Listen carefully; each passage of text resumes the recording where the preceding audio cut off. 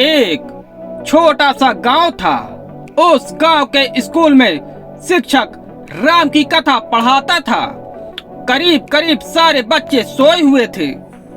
राम की कथा सुनते समय बच्चे सो जाए यह आश्चर्य नहीं, क्योंकि राम की कथा सुनते समय बूढ़े भी सोते हैं। इतनी बार सुनी जा चुकी है जो बात, उसे जाग कर सुनने का कोई अर्थ भी नहीं रह जाता।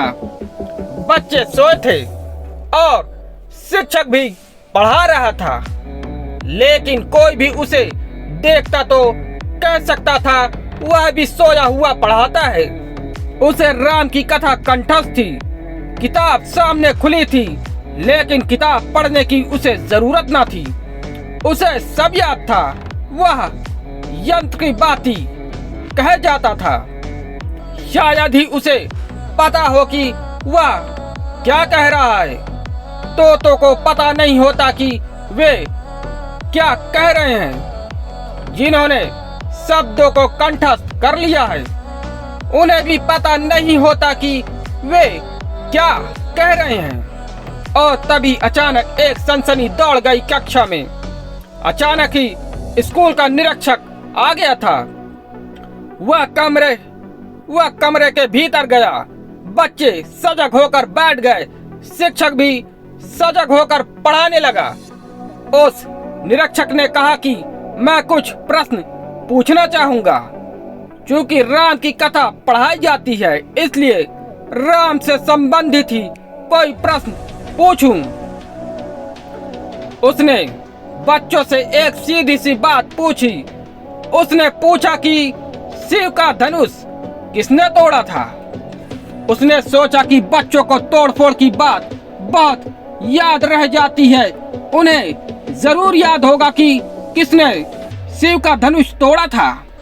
लेकिन इसके पहले कि कोई बोले, एक बच्चे ने हाथ हिलाया और खड़े होकर कहा कि क्षमा करिए, मुझे पता नहीं कि किसने तोड़ा था।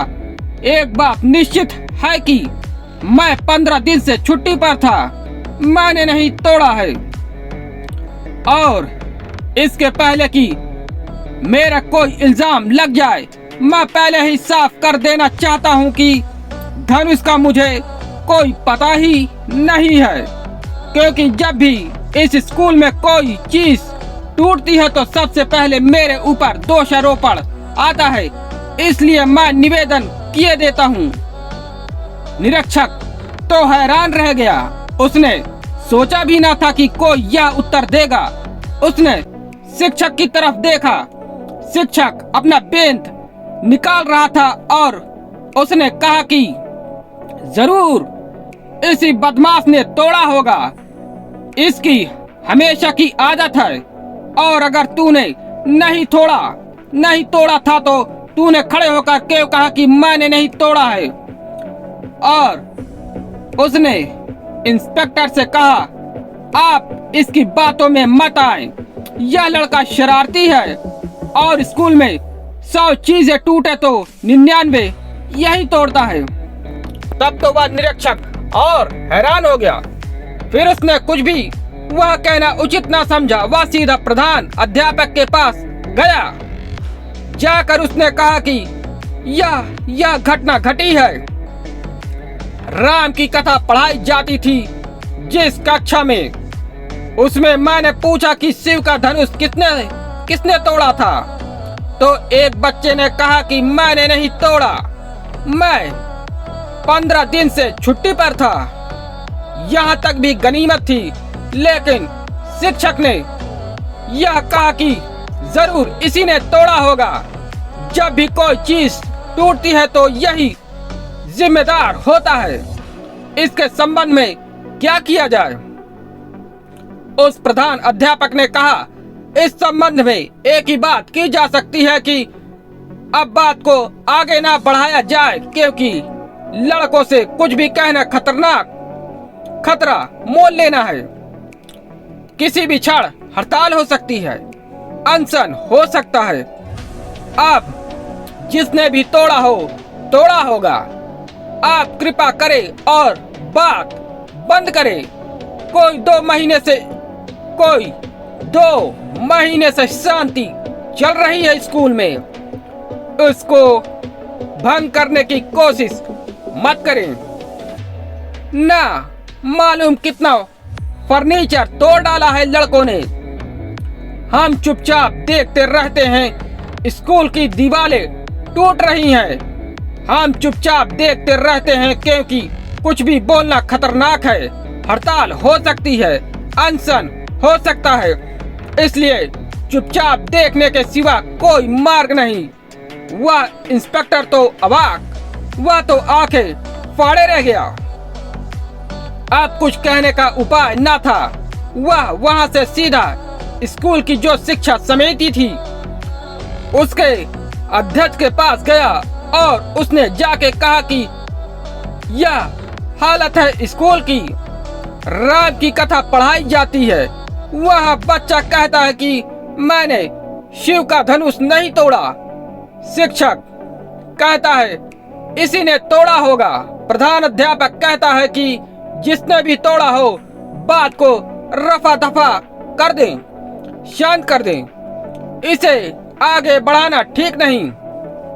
हड़ताल हो सकती है, आप क्या कहते हैं? उस अध्यक्ष ने कहा कि ठीक ही कहता है प्रधान अध्यापक, किसी ने भी तोड़ा हो हम ठीक करवा देंगे समिति की तरफ से।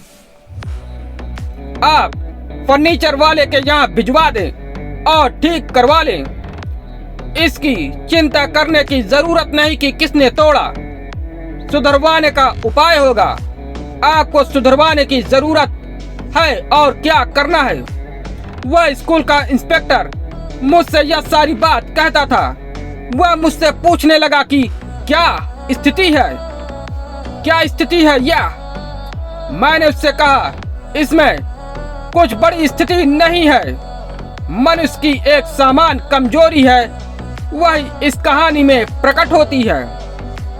और वह कमजोरी क्या है? वह कमजोरी यह है कि जिस संबंध में हम कुछ भी नहीं जानते हैं उस संबंध में भी हम ऐसी घोषणा करना चाहते हैं कि हम जानते हैं। वे कोई भी कुछ नहीं जानते थे कि शिव का धनुष क्या है। क्या उचित ना होता कि वे कह देते थे? क्या उचित ना होता कि वे कह देते कि हमें नहीं पता कि शिव का धनुष क्या है? लेकिन अपना अज्ञान कोई भी स्वीकार नहीं करना चाहता। और मनुष्य जाति के इतिहास में इससे बड़ी कोई घटना नहीं घटी है कि हम अपना अज्ञान स्वीकार करने को राजी नहीं होते। जीवन के किसी भी प्रश्न के संबंध में कोई भी आदमी इतनी हिम्मत और साहस नहीं दिखा पाता कि मुझे पता नहीं है। यह कमजोरी बहुत घातक सिद्ध होती है, सारा जीवन व्यर्थ हो जाता है।